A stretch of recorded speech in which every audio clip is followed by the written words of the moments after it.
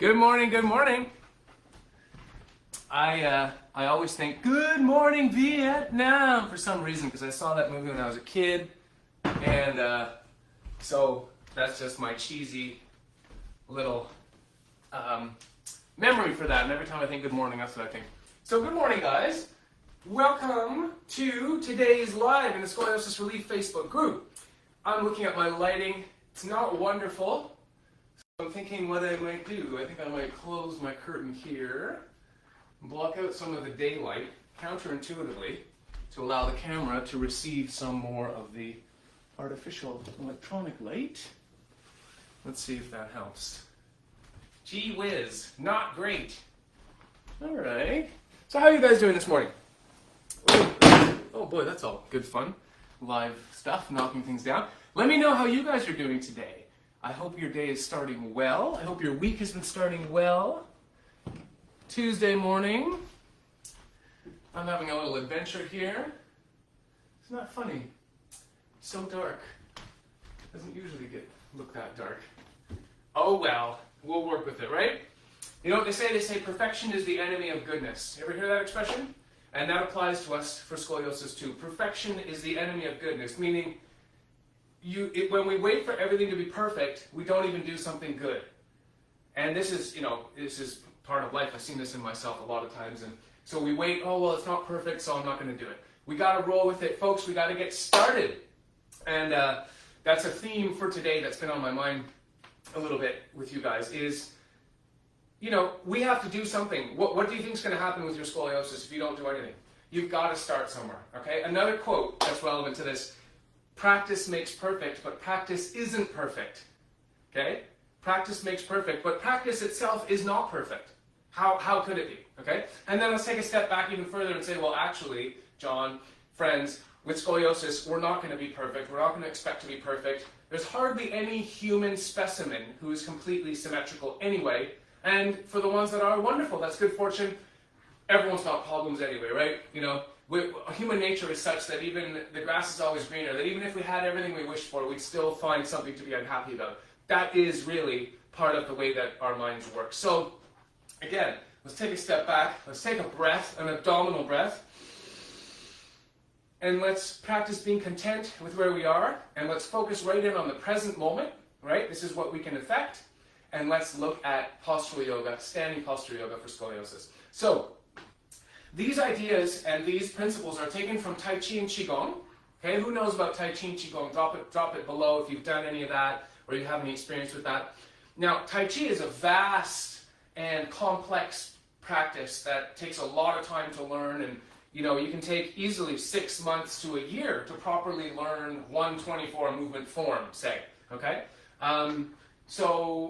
Whereas Qigong is much more simple. You're not moving around as much. Okay, it does have the same principles, same breathing rules, same rules for combining breath with your movement that we're going to talk about today. We're going to get into today, and same postural rules. Okay, but Qigong is more focused on health and inner vitality, and Tai Chi has, an inner vitality focus, but as well as a physical capability focus. So in Tai Chi form, you're really looking at how you can use your body to do more stuff as compared to Qigong. At any rate, what we're thinking about is what we do with the spine. Okay, what do we do with our beautiful backbones? Okay, our painful and our difficult backbones. What do we do with them to improve them now? To start now. One word for you: elongation. Elongation of the spine is one of the most important things of any conservative approach for scoliosis, is going to be some kind of elongation. So that means making longer, right? So let's take a look at our spine. So normally we have 3 or 2 curves, depending how you think about it. We have a lumbar curve, right, in the lower back. So a lower back curve, and then we have a cervical curve. And so those are both inward curves. So you'll see the lumbar goes in a bit, and the neck goes in a bit. That's normal. And then what people call a third curve is that sometimes we think of in the thoracic area, where we have our thorax, it goes back a little bit. So together, those curves make like in, back out, and then in again.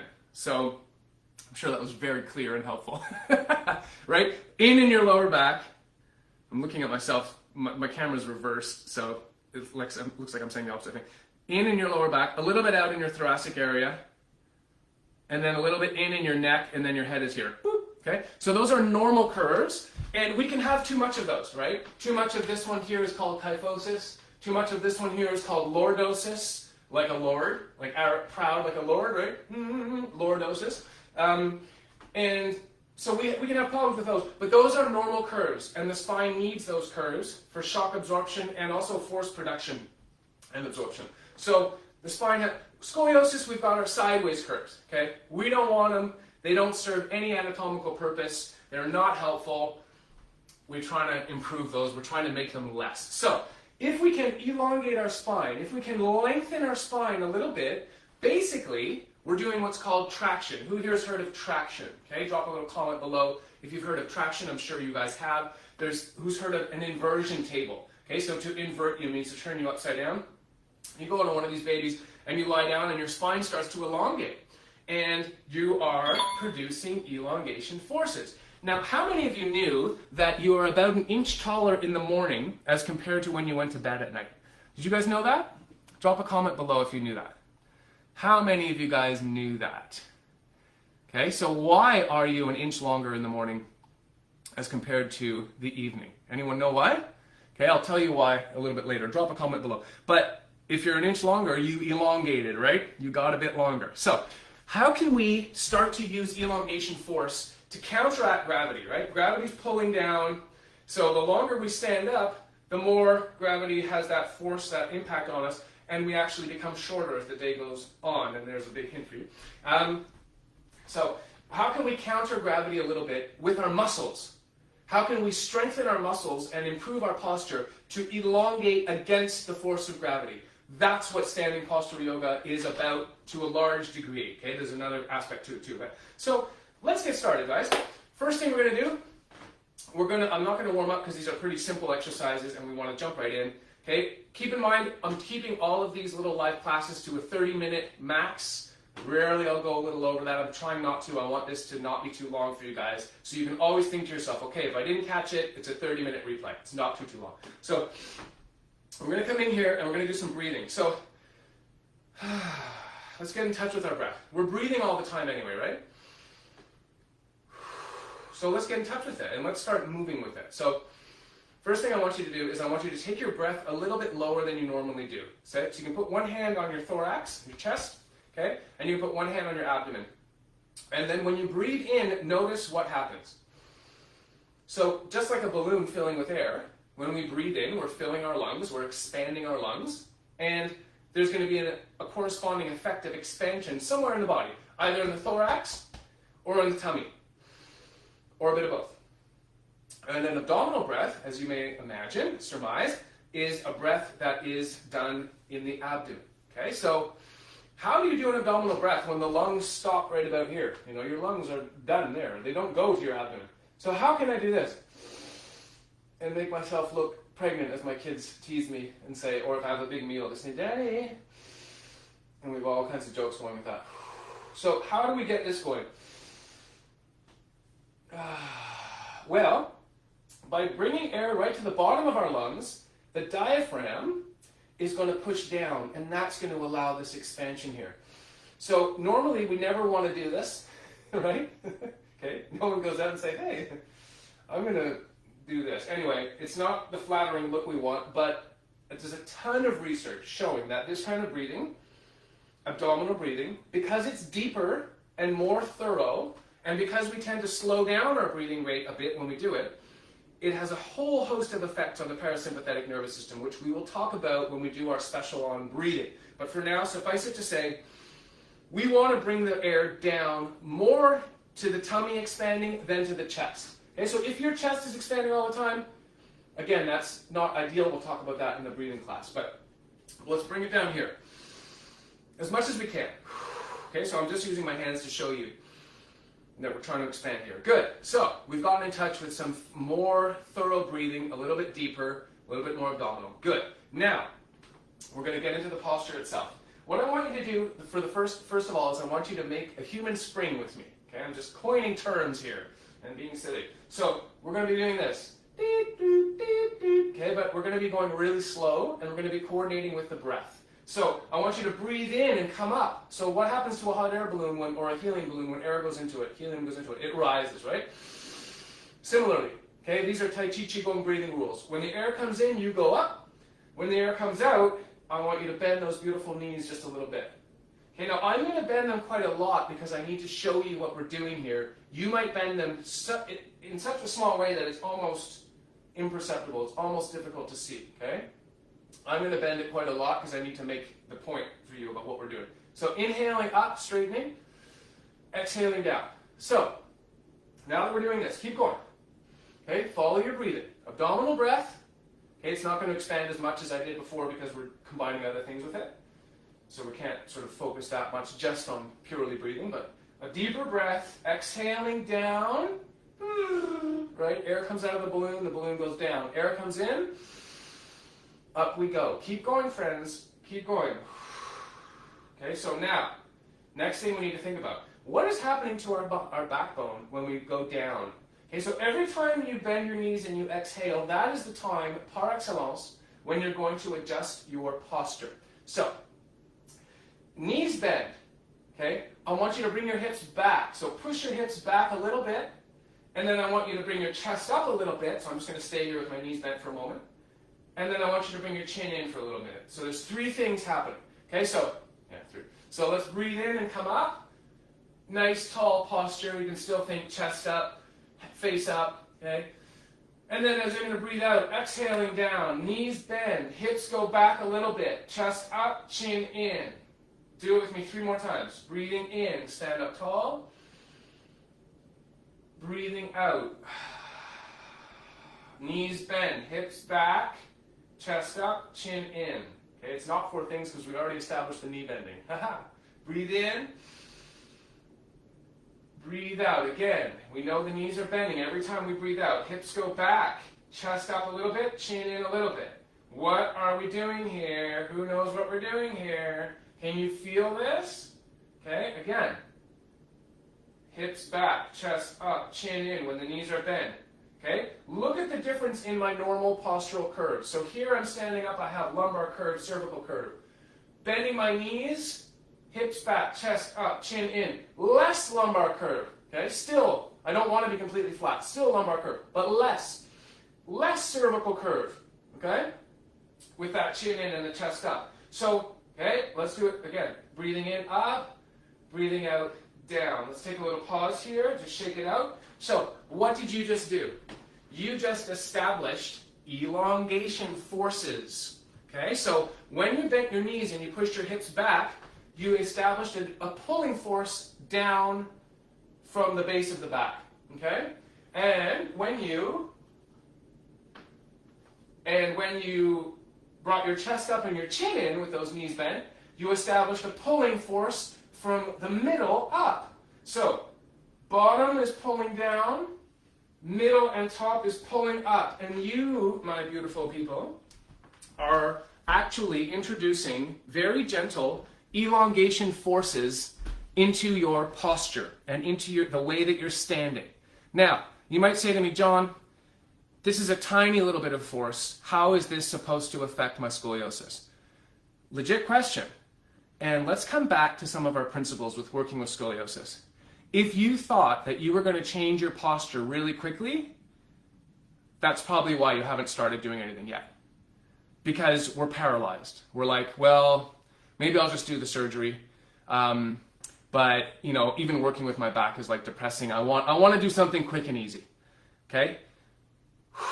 There is no quick and easy way to deal with scoliosis. But that's not really the bad news, okay? Bad news is if we're going to do nothing, okay? That's bad news for us. What in life is really quick and easy that's really meaningful? You know, what does anyone build in life that's something really valuable, that's very quick and easy? A relationship? No. You know, it takes time to build a relationship, get to know someone, build over time and invest. You know, what else? A business? No. Not quick and easy, not really. You know, don't think about those, you know, rare one-offs or an Instagram star who suddenly got, you know, super famous and wealthy. Good for them. You know, most of us, not the case, right? You name it. A skill. You want to play a musical instrument? Quick and easy? No.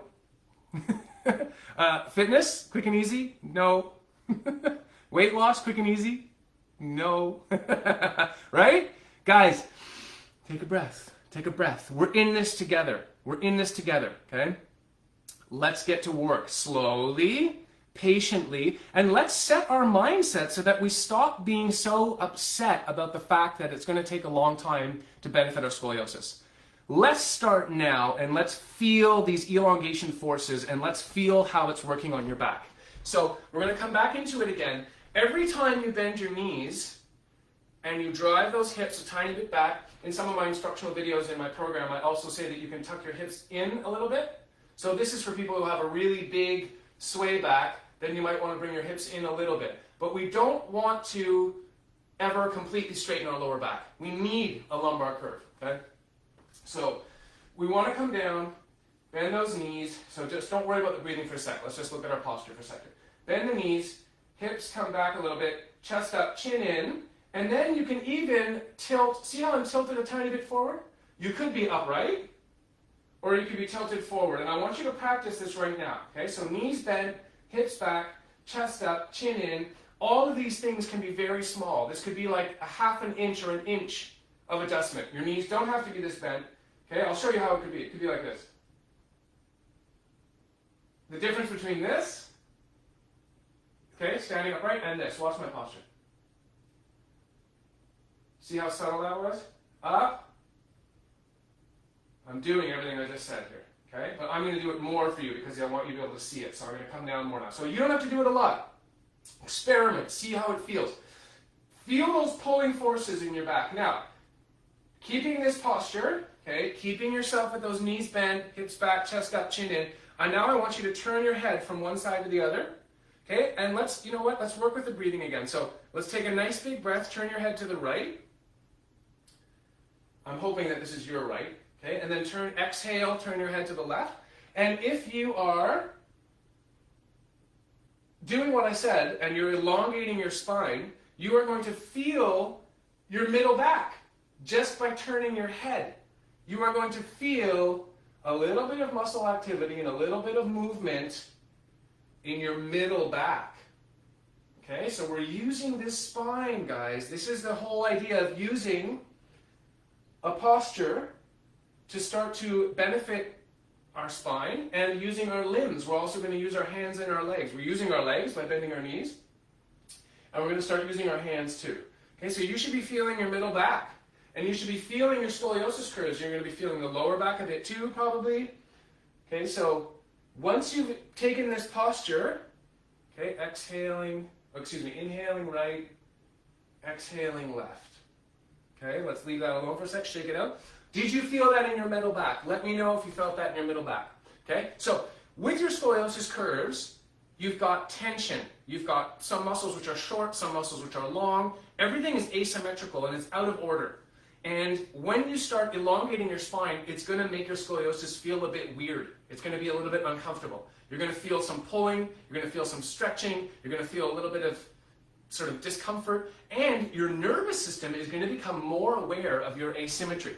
Okay, so when you do these movements, your body, you feel your scoliosis better. You feel it in a more accentuated way. And your nervous system also takes note.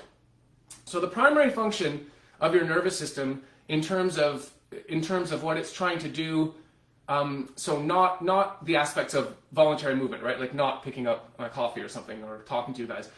The nervous system by itself, separate from conscious action in our body, is trying to keep us alive. And how it does that is by homeostasis or balance. It's seeking balance. So your nervous system's whole function is to help the organism keep going as much as possible. We know it's a finite mission, we don't live forever, but as much as it can, it's seeking your health. So when you make yourself feel your scoliosis differently, your nervous system starts to take note. Starts to go, hey, wait a minute, this feels off, this feels weird. And you have now begun the road to scoliosis relief. Baby steps. Okay, so let's come back here. I'm going to check if I have any comments. A couple more things I want to cover before we go for today. Oh, wow. Haha. Thanks, guys. Neat answers. Great. Okay, so, I have to adjust my screen here. So let's come back into it, and we're going to add our arms now. So here's another thing for you to think about. So same base, okay? Same base of these movements. If you just lift your arms up, try it with me now. Just stand up straight and lift your arms up. Not a big deal. Okay, look at my lower back, okay? But when I lift my arms up, my lower back curve will accentuate because I'm counteracting for the weight of my arms, okay? This is just completely normal postural reaction, okay? So lifting up the arms, okay? Arms down at your side, fine, they're just hanging from the body, okay? Once the arms lift up, the arms weigh a fair amount, okay? So correspondingly, proportionately for each of you, your arms weigh some weight, okay? So maybe 20, maybe 30, maybe 15 to 30 pounds each, okay? So when you come up here, of course we're used to this, okay? Look at my lower back. My lower back comes in a little bit. That's normal. Yours is probably doing the same thing.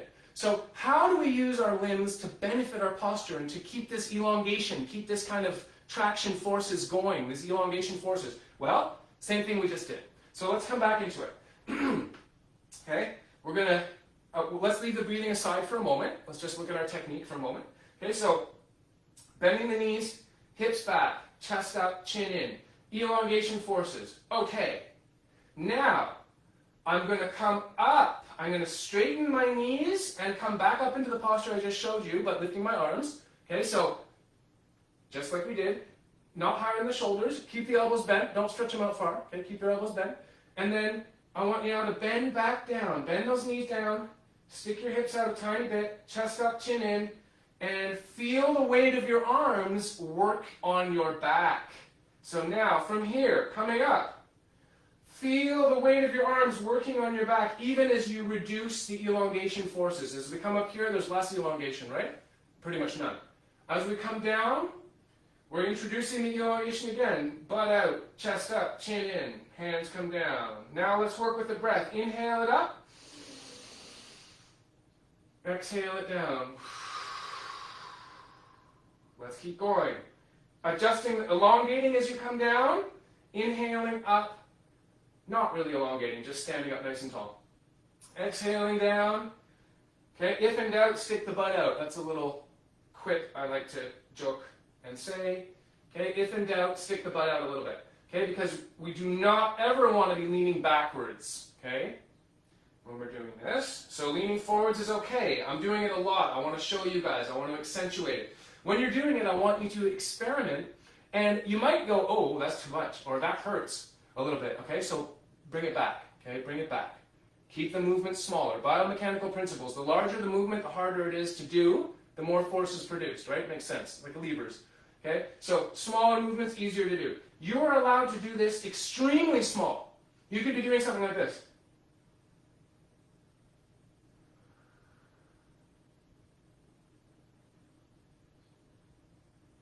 Look at this little Tyrannosaurus Rex arms, okay? So if lifting your arms is a bit too much for the back, that's fine.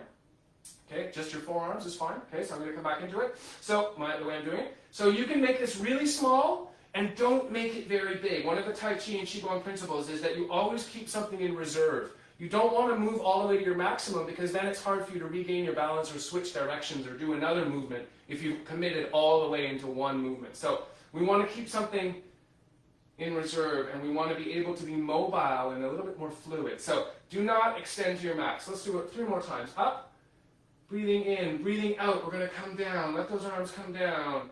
Hips out, chest up, chin in. I'm really accentuating it. Look at this. I'm leaning forward far. I'm going to do 2 more like that. Breathing in, breathing out.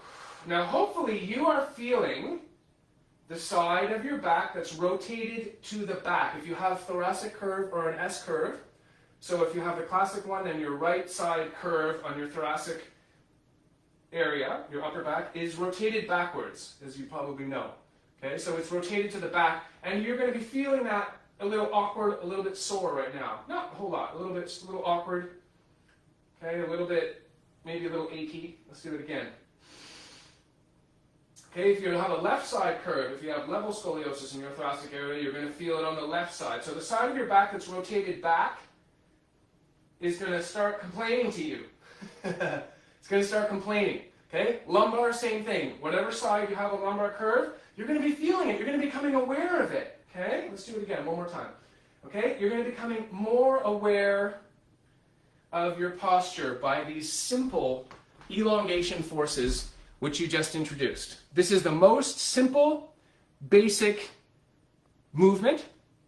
Actually, as I'm saying that, I realize there's something more simple where you just inhale and exhale in that posture with your hands like this. But I wanted you to do that next most simple movement. It's called regulating breathing, in its own home of a series of Qigong movements. So you felt elongation in your spine, okay? And I said one of the most important aspects of these movements is to get this elongation and to help your nervous system understand where your curves are, and to help you feel the musculature behind your curves and feel how it's a little bit out of order.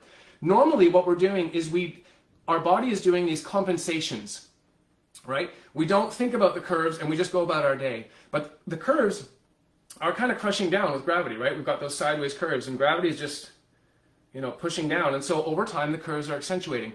And the musculature around those curves is not working properly. Now, people say about the cause of scoliosis, adolescent idiopathic scoliosis is the most common kind. We don't really know why it is. The best that we seem to understand now is that there's some kind of miscommunication between the brain and the rest of the nervous system involved in controlling the musculature of the spine. Normally, we're not aware of that musculature anyway, right, guys? Like, we don't think about it. Even if you don't have scoliosis, you don't really think about your back unless you start working on it for some reason. You just walk around and you just live your life. Excuse me. You don't have to think about it. It just holds your spine. With us, with scoliosis, there's some kind of miscommunication. So by doing this elongation, you are informing your nervous system and you are demanding of your muscles that they pull and that they elongate. And so right away, intuitively, I hope that you can see the sense in these basic elongation exercises taken from Tai Chi and Qigong. Now, the second reason that these are so wonderful is that they force us to deal with that asymmetry. This builds on the first, right? That's kind of what I'm just saying. We become aware of the asymmetry. Now, it forces us to deal with it. So I'm going to try one more exercise. We have a couple minutes, and I want to throw you one more exercise that's a bit more complex. Actually, it's a lot more complex. Okay, so for some of you, you will not be able to do this right now, but I want to introduce this flavor to you. So this is called the Golden Rooster Stands on One Leg. They always have these glorious sounding names. Not always, I suppose. Regulating breathing is pretty simple. So here's the idea. I want you to stand up on one leg, and I want you to bring your arm and your knee to 90 degrees. So I'm going to show you this from the side. So this is the ideal way to do it. You might not be able to do this yet. Okay, so do not fall down. Make sure you can hold something. Don't go raising your leg in the air if you don't feel like you have the stability to do it without falling down. That's not something you should be trying to do when you're following something online like this and we're not communicating and I'm not seeing you. So you're responsible for how you move, and don't throw yourself into a series of movements that you're not comfortable with, okay? You might not know that. Okay, that's a kinesiological principle. That's a working with your body principle. Don't just follow something online without trusting your own body. You know your body, okay? So follow your intuition. But we're going to come up here, and I'm going to try to go for a 90 and a 90, okay? Most likely, I'm going to just start like this. I'm going to just put one foot forward, and I'm not even going to be able to keep the body weight off of it. Most of you are going to have to put some body weight here just to balance. But try not to. Try to keep your body weight on the standing leg, and then we're just going to come up a little bit, and then we're going to do the other side. We're going to come down, we're going to switch sides. Now, I'm not going to take a lot of time talking about the technique, because there's quite a lot of technique to this, but you can see that my standing leg is bent. Okay, so bent quite a lot. For you, it doesn't have to be that much, but it's bent. So that does a number of different things. Okay, it's not just standing up straight. I've got that leg bent, so it's active. All this is active, okay? So coming up here, and you are, again, elongating. So because that standing leg is bent, my hips are back, chest is up, chin is in. When I come up into this on each side, boy, oh boy, is it going to feel like a can of worms on the side of your back. And you are going to really ask your back to improve its position, to elongate its position, And if you do this in front of a camera or a mirror, you're going to be able to see the differences between the right and left side of your body as you try to come up into this. So I'll breathe up, I'll breathe in to come up, and then I'll breathe out to come down. Let's do two more on each side. So really the key part of all of these, and if any of you have done any other kind of conservative approach to scoliosis like Schroth's therapy, you'll notice that one of the things that we all have in common is that we have these tiny little adjustments you have to make with your posture for it to be effective. Otherwise, it's not really scoliosis specific exercise. Okay, so we have to make it scoliosis specific. So everything I told you about the posture, okay, so this is me standing up normally. I come down, I elongate through the spine in the ways we discussed, and then I pick up an arm and I pick up a leg, and oh, my whole right side, this is my right side, my whole right side is going, oh boy, it's working and working and elongating and working and pulling, strengthening, other side, pulling, strengthening. Now, to finish off for today, regarding asymmetry. So, the two sides of your body are markedly different from each other with the scoliosis. Your ability to coordinate and balance on the two sides of your body is going to be markedly different, very different with scoliosis, okay? It's different anyway for most people, but it's more different for us, okay? And more different for you with a more bigger curves than I had to live with. So the more bigger your curves, the more the asymmetry is different, the more you'll notice, or rather the symmetry is different, right? So a couple things to keep in mind here. So why, you might say, well, John, there's a whole debate about which side of the spine we should be working on, which side of the curve we should be working on, right? We discussed this a bit in the plank. I actually have some homework to do in another wonderful group where I promised them I was going to post some information about why you plank on one side versus the other, according to Dr. Lauren Fishman. And so similarly here, you might say, well, John, if I'm working both sides of the spine, aren't I supposed to be working one side of the curve on either curve? That's a legit point, okay? But here's what I want you to think about for now. When you do each side, your body is going to strengthen where it needs to, and you're demanding that each side of your back pull and hold itself in an upright position. So sometimes as kinesiologists or physiotherapists, we get very, very technical and we say, well, we're going to just work this thing, and which is great, but we can also appreciate that the body has its own wisdom. When you introduce certain activities to your body can put together a recipe of success that's pretty amazing. So if you're working with these principles and you're doing one side of the back and then the other side of the back, you can actually not worry too much about what side of the curve you need to be working on. It will work. Your back will work. Your back will start to move towards symmetry because you're demanding both sides of the back to work in a similar way, and you are bringing them towards symmetry. So as I said before, if you do it in front of a mirror or a camera and you look at yourself, you'll see that the two sides of your body are quite different. And as you try to bring them more into similarity, that's you using your limbs to bring forces back into your spine, and your spine will, again, okay, what's happening here? What's happening here? And your spine will start to pick itself up a little bit, and you're introducing these beautiful forces which make your spine start to strengthen itself where it needs to. Okay, so that's a little bit of an oversimplification. There's more that can be said about that. Please ask your questions below. You always have very interesting and smart questions. Please trust your intuition. Okay, I say this to clients all the time. They'll ask me questions and they feel sort of maybe a bit embarrassed, and I say to them, you know, the only stupid question is a question that is asked stupidly, right? Like in school where where maybe I was a smart ass at one time or another, and I ask a question, well, that's a stupid question because I was being stupid, right? I never did that in university.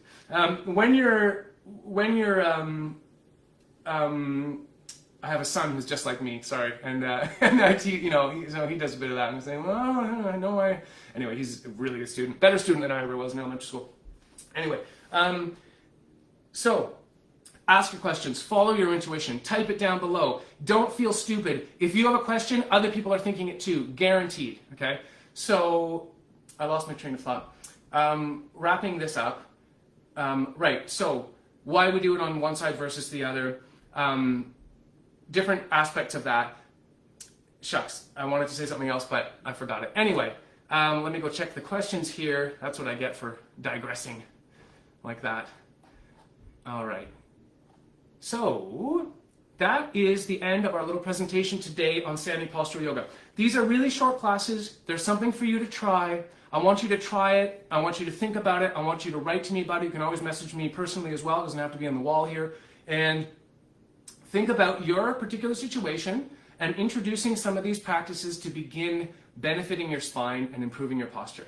Okay, guys, I hope you have a wonderful, wonderful day. Thank you for joining. Drop replay if you're watching replay below. And I'll be here all week. And I will be next week we are doing sitting. So standing postural yoga was today. Next week we're going to be doing our sitting postural yoga. Okay, we're going to look at that. Again, elongation forces, but some other aspects coming into play as well. Working with the nervous system and working with the breath a lot. Okay, have a great day, guys. Bye for now.